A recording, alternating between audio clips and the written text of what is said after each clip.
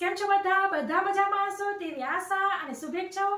તમારા બધાનું સ્વાગત છે આપણી રેસીપીની ચેનલ સિલ્વર સ્પૂન હીરોઝ કિચનમાં। આજે આપણે બનાવીશું મસ્ત કરકરા એવા ફરાળી વડા એટલે કે રાજગરાના વડા બનાવીશું। મિત્રો, સાબુદાણાના વડા તો બહુ ખાધા હશે અને પેટીસ પણ બહુ જ ખાધી હશે, પણ એક વખત આવી રીતે રાજગરાના વડા ખાઈ લીધા તો જે લોકો ઉપવાસ નહીં કરતા હોય ને તે લોકો પણ હવે આ ખાવા માટે ઉપવાસ કરવા માંડશે। અને આ રાજગરાના વડા જોડે એકદમ જામે એવી મસ્ત ફરાળી ચટણી પણ આપણે બનાવવાના છીએ આ જ રેસીપીમાં। તો મિત્રો, મસ્તીના ફૂલીને દડા થયા તેવા છે અને તમે જોઈ શકો છો આખું પડ છૂટું થઈ જાય છે એવા સરસ ફૂલ્યા છે આપણા વડા। તો ફરાળી ચટણી સાથે મજા પડી જાય તેવા આપણા વડા તમે પણ ઘરે જરૂરથી ટ્રાય કરજો। મારી ચેનલ ઉપર નવા હોય તો જરૂરથી સબસ્ક્રાઈબ કરજો। સૌ પ્રથમ આપણે બટેકા લઈશું। તો બટેકા અહીં મેં 250 ગ્રામ લીધેલા છે ને આવી રીતે વચ્ચે કટ કરીને કુકરમાં લઈ લેવા। મીડિયમ સાઇઝના 2 બટેકા લેશો તો ઓલમોસ્ટ 250 ગ્રામ થઈ જશે। તો હવે આપણે તેને ધોઈને બાફવા મૂકી દઈશું। પછી આપણે માઇક્રોવેવ સેફ બાઉલ લેશું અને તેની અંદર 1/4 કપ સિંગદાણા લેશું। પછી આપણે તેની અંદર આવી રીતના તલ ઉમેરીશું। તો આવી રીતે 2 ટેબલ સ્પૂન સફેદ તલ લઈશું। 1 ટીસ્પૂન વરિયાળી ઉમેરીશું। હવે આપણે આને શેકી લેશું। તમારી પાસે ઓવન ન હોય તો તમે કડાઈમાં પણ સરસ શેકી શકો છો। તો તમે જોઈ શકો છો ઓવનમાં શેકવા મૂકી દીધા છે અને થઈ ગયા છે સરસ પટપટ અવાજ આવતો હતો। હવે આપણે તેને ઠંડા થવા દેશું। ફોતરા કાઢવાની જરૂર નથી સિંગદાણાની। પછી આપણે 1 કપ એટલે કે 120 ગ્રામ રાજગરાનો લોટ લઈશું। તો તેને આપણે આવી રીતના ચારીને લેવાનો છે।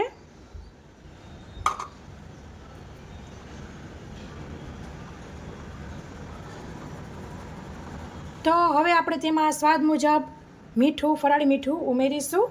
આપણે બટેકા બાફવામાં પણ નથી ઉમેર્યું। પછી 1/4 ટીસ્પૂન હળદર ઉમેરીશું। જો તમે ફરાળમાં હળદર ન ખાતા હોય તો સ્કીપ કરી શકો છો। એવી રીતે આપણે લાલ મરચું ઉમેરીશું 1 ટીસ્પૂન, તે પણ તમે ફરાળમાં ન ખાતા હોય તો સ્કીપ કરી શકો છો। 1 ટીસ્પૂન શેકેલા જીરુંનો પાવડર, 1 ટીસ્પૂન મરી પાવડર અથવા તો સ્વાદ મુજબ, 1 ટેબલ સ્પૂન આપણે ખાંડ લેશું। તમે ગોળ પણ લઈ શકો છો। નાનો ટુકડો આપણે આદુને ખમણીને લઈ લેશું। અડધી ટીસ્પૂન જેટલું આદુનું ખમણ લેવું। 1 ટીસ્પૂન લીલા તીખા મરચાંની પેસ્ટ, લવિંગિયા મરચાંની પેસ્ટ છે। ત્યાં સુધીમાં આપણા આ તલ વરિયાળીને સિંગદાણા ઠરી ગયા હશે, આપણે અધકચરા પીસી લેશું। તો આપણે આવી રીતના અધકચરું પીસી લીધેલું છે, બધું એડ કરી દઈશું। પછી આપણે આવી રીતે એક મીડિયમ એવું લીંબુ લેશું।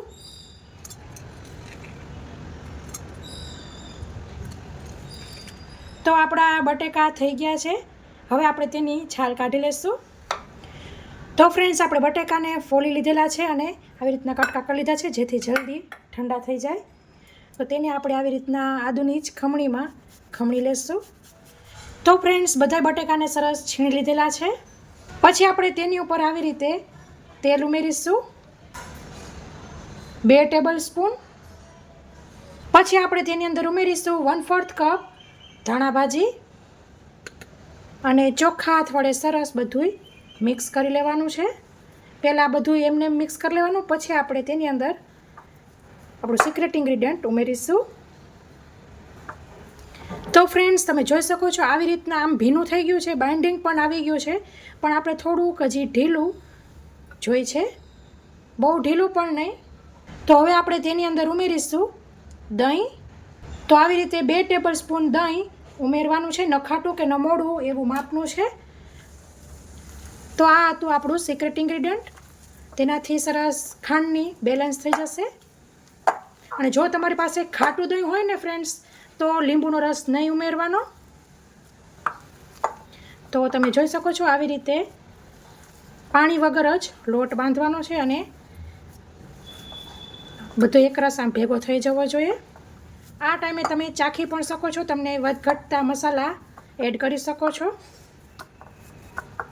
તો આને હવે આપણે ઢાંકીને 2 થી 3 મિનિટ રેસ્ટ આપીશું. બહુ વધારે રેસ્ટ આપવાની જરૂર નથી. ત્યાં સુધીમાં આપણે કઢાઈમાં તેલ કાઢી લેશું ને એ બધી પ્રક્રિયા કરી લેશું. તો ફ્રેન્ડ્સ, આપણી 3 મિનિટ થઈ ગઈ છે. એક વખત પાછું આપણે આવી રીતે મસળી લેશું. સાથે તેલ પણ ગરમ કરવા મૂકી દીધેલું છે. તો સેજ એવો હાથ તેલવાળો કરીને આપણે જેવડા વડા કરવા હોય તે પ્રમાણે કરીશું. તો આવી રીતે સરસ આમ કરી લેવાનું છે. આપણે આવી રીતે થોડુંક મસળી લેવાનું છે ને ભેગું કરી લેવાનું છે અને પછી આમ કરી પ્રેસ કરવાનું છે. અને જ્યાં આવી રીતના સિંગદાણો આવ્યો હોય ને કિનારી ફાટી હોય ત્યાં થોડુંક આવી રીતે પ્રેસ કરીને કરી લેવું. તો પછી આપણે આવી રીતના વડા રેડી કરી લઈશું. બહુ એવા જાડાય નહીં, બહુ એવા પાતળાય નહીં, માપના આપણે બાજરીના મકાઈના બનાવતા હોય એવા આપણે કરવાના છે. પછી આપણે આવી રીતના સાઈડમાં તલ લેશું અને આવી રીતના થોડાક એવા ચોટાડવાના અને પછી આ રીતના પ્રેસ કરી લેવાનું.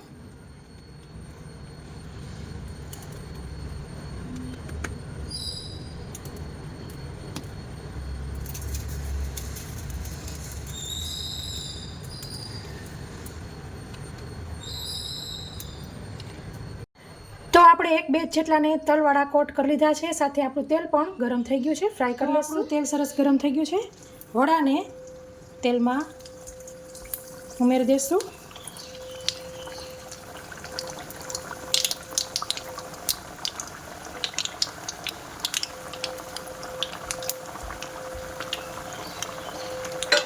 જ્યારે ઉમેરી ત્યારે ફાસ્ટ રાખવાની. બધા ઉમેરાઈ જાય એટલે આપણે ગેસની ફ્લેમ મીડિયમ કરી લેવી. અને આ ફ્રાય થાય છે ત્યાં સુધીમાં આપણે પાછા વડા કરવા માંડીશું.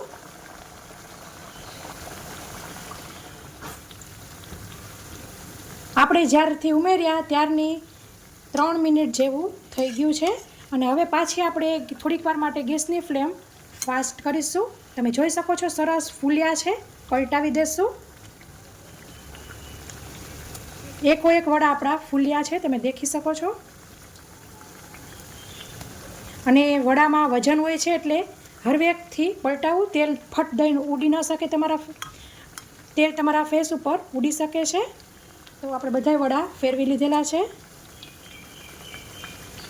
તો હવે આપણે તેને કાઢી લઈશું. તો ફ્રેન્ડ્સ, આપણા વડા બિલકુલ બધાય તરાઈ ગયા છે. આ પ્રમાણે ચાલશો તો 21 વડા તમારા થશે. સમજવું કે આપણા વડા બળી ગયા છે, કેમ કે આપણે આની અંદર ખાંડ ઉમેરેલી છે એટલે અહીં આવી રીતના તે કેરેમલાઇઝ થાય એટલે કથ્થાઈ કલરના થઈ જશે વડા. એકદમ ટેસ્ટી. હવે આપણે તેની સાથેની મસ્ત ફરાળી ચટણી બનાવી લઈએ. તો તેના માટે આપણે મિક્સર જાર આપણે લીધું હતું તે જ લઈ લઈશું. સૌપ્રથમ આપણે 1 ડાળખી લીમડાના પાન લેશું. મોરા મરચાં છે અહીં આ મોરા જેવા જ આવે છે તો 3 એવા લીધા છે. અને 1 લવિંગિયું તીખું લીધું છે. કોથમીરને સરસ આખા વોશ કરી લીધા છે. ડીટીયાનો ભાગ કટ કરીને મીન્સ દાંડલું કટ કરીને આખા દાંડિયા સહિત જ ઉમેરી દઈશું. હવે આપણે તેની અંદર ઉમેરવાના છીએ 1/2 કપ ફરાળી ચેવડો. કલર આપણો ચટણીનો સરસ પેરોટ ગ્રીન જેવો થાય તેના માટે આપણે વ્હાઇટ કલરનો લીધેલો છે. પછી આપણે તેની અંદર ઉમેરીશું આવી રીતના નાનો એવો આદુનો ટુકડો છે અને 1/4 કપ દહીં. તો દહીં અહીં અત્યારે હું ખાટું લઈ રહી છું. થોડુંક એવું આપણે સિંધાણું મીઠું ઉમેરીશું. અને આપણે ગળપણ જો તમને ગમતી હોય તો તમે એડ કરી શકો છો. ચેવડામાં જેટલી ફરાળી ચેવડામાં જેટલી ગળપણ હોય તેટલી જ આપણા માટે ઇનફ છે. તીખાશ, ગળાશ, ખટાશ તમે તમારા ટેસ્ટ મુજબ એડજસ્ટ કરી શકો છો. પીસી લેશું. તો આવી રીતના થોડુંક એવું મિક્સર ચલાવીને આપણે તેની અંદર ઉમેરીશું પાછું 1/4 કપ પાણી. તો આપણી ચટણી મસ્ત તૈયાર છે, ફરાળી ચટણી. સર્વિંગ બાઉલમાં લઈ લઈશું. તો આપણે સર્વિંગ બાઉલમાં ચટણીને લઈ લીધી છે. મસ્ત આપણા વડાને સર્વિંગ પ્લેટમાં લઈ લઈશું.